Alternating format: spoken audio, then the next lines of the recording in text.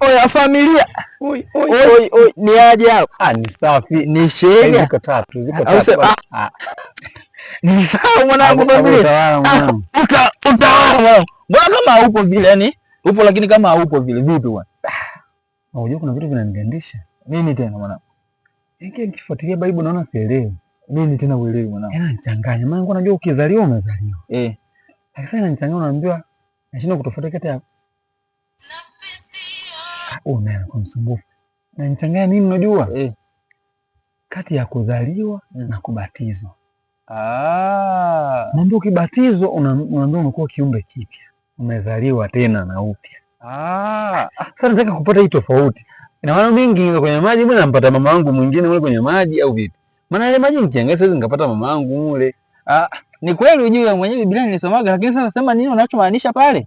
Wanachomaanisha kwenye 1 na 2 kwamba kubatizwa ni kuzaliwa upya, lakini kuzaliwa upya unazaliwa vipi? Maana kwamba tulikufa na Yesu, alafu tumefufuka hapo huko tumeanza na Yesu.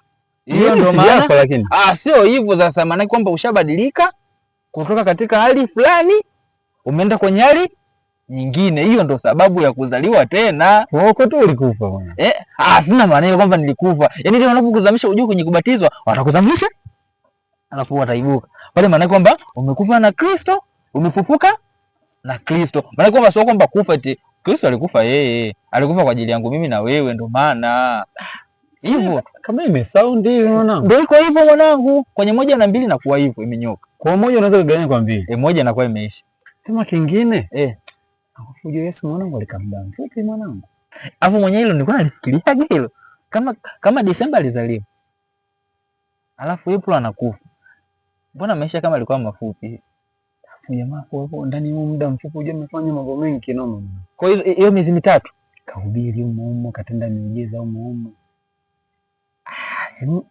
Mwamba alikuwa na balaa. So poa, sema mwenyewe ananishangaza mwanangu. Lakini sema sasa tupa neema kubwa. Sisi tunaishi miaka mpaka 70. Sasa mbona bado? Miaka buku ujue ni kama siku moja huyo.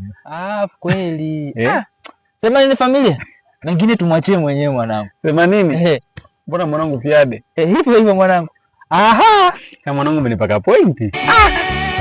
Familia, kama mwanangu umetisha mwanangu. Baridi mwanangu tutasomana. Kila nimeenda